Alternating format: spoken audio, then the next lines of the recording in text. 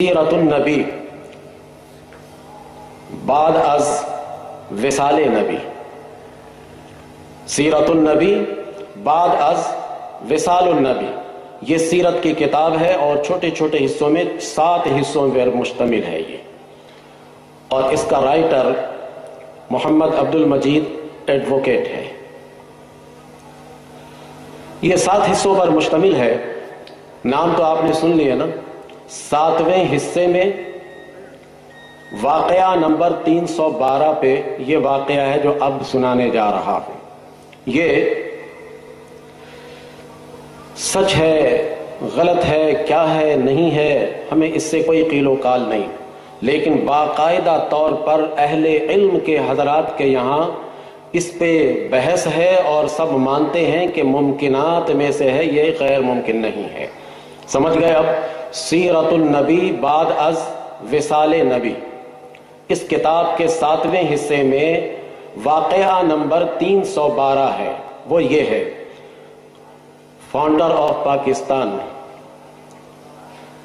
بانی پاکستان محمد علی جناح کا واقعہ ہے. کہتے ہیں کہ انگلستان میں انہوں نے اپنے ایک ساتھی کو یہ بتایا تھا اس شرط پر کہ جب تک کہ میں زندہ رہوں اس واقعہ کو میری زندگی میں کسی سے مت کہنا، میں تمہیں پابند بناتا ہوں.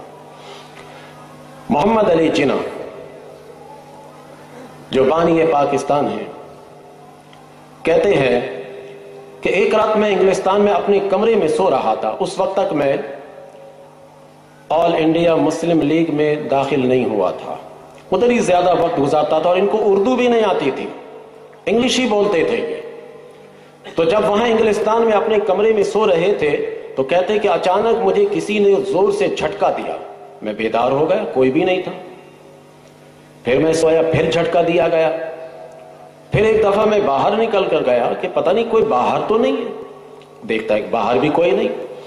کہتے کہ پھر میں سویا، پھر اچانک جھٹکا کے بعد ہمارے کمرے میں خوشبو ہی خوشبو آ گئی اور ہمارا اندھیرا کمرہ بقعۂ نور بن گیا. چاروں طرف روشنی ہی روشنی آ گئی اور خوشبو سے وہ کمرہ معطر ہو گیا. کہتے ہیں کہ میں نے کہا ہو آر یو؟ جواب آیا I am your prophet Muhammad صلی اللہ علیہ وسلم. I have come to ordain you. یعنی پھر آگے انہوں نے انگلش میں ہی لکھا ہے تو تھوڑا سا میں اس کو بتانا اس لیے مناسب سمجھتا تھا کہ یہ بتانا ہے کہ میرے نبی انگلش بھی جانتے ہیں. محمد علی جناح سے انگلش میں کلام کیا ہے. کہا میں تمہارے پاس اس لیے آیا ہوں کہ تم اس انگلستان کو چھوڑو اور انگلستان کو چھوڑ کر ہندوستان جاؤ. To leave for India. کہتے ہیں کہ انڈیا کے لیے اس انگلستان کو چھوڑ دو اور وہاں جا کر مسلمانوں کی قیادت کرو. آئی ایم وتھ یو، میں تمہارے ساتھ ہوں. اور پھر نتیجہ یہ نکلے گا، فائنلی رزلٹ یہ آئے گا کہ یو ول سکسیسفل، کامیابی تمہیں ملے گی. محمد علی جناح کہتے کہ میں نے جواب میں کہا تھینک یو آور پروفٹ صلی اللہ علیہ وسلم. دیکھیں نبی کریم علیہ السلام کہ امتی ظاہر ہیں، انگلستان میں ہوں گے، پاکستان میں ہوں گے، ہندوستان میں ہوں گے. آپ کے امتی پتہ نہیں کہاں کہاں کس کس ملک میں ہوں گے. تو اگر اس پیغمبر کو ہر لوگوں کی زبان کا علم نہ ہو تو نبی ایسا ہوگا کہ امتی کہے نبی کو پتہ نہ چلے.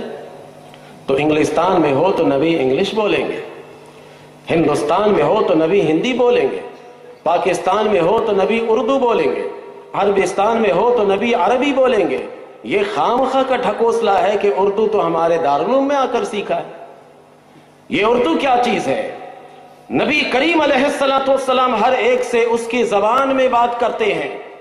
محمد علی جناح یہ کہتے ہیں کہ جب یہ آواز آئی تو اس کے بعد میں نے تہیہ کر لیا. یہ بیداری کی حالت کی بات ہے.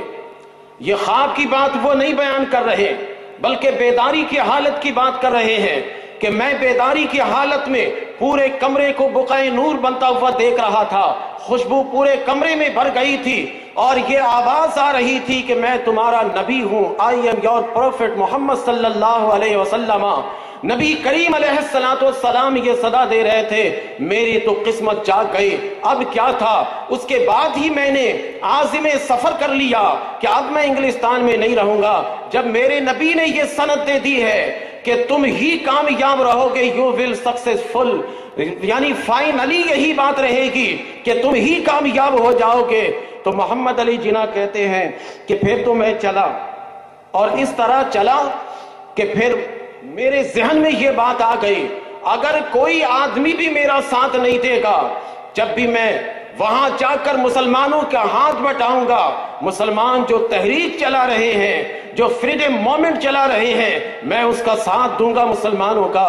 चुनांचे आए, आकर सारे उलमा से मख्फी रखा, लेकिन दिल मुतमईन था कि मैं जरूर कामयाब रहूंगा।